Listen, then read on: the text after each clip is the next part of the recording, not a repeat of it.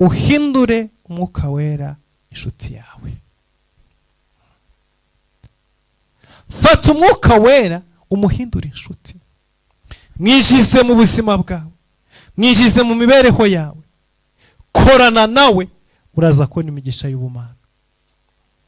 Koresha umwuka wera nk'urufunguzo rugukingurira amarembo yinjira kwa Yesu. Koresha umwuka wera nk'urufunguzo rugukingurira imigisha. Koresha umwuka wera nk'urufunguzo rugukingurira imiryango ikomeye yananiranye gukinguka. Bigerageze. Haleluya.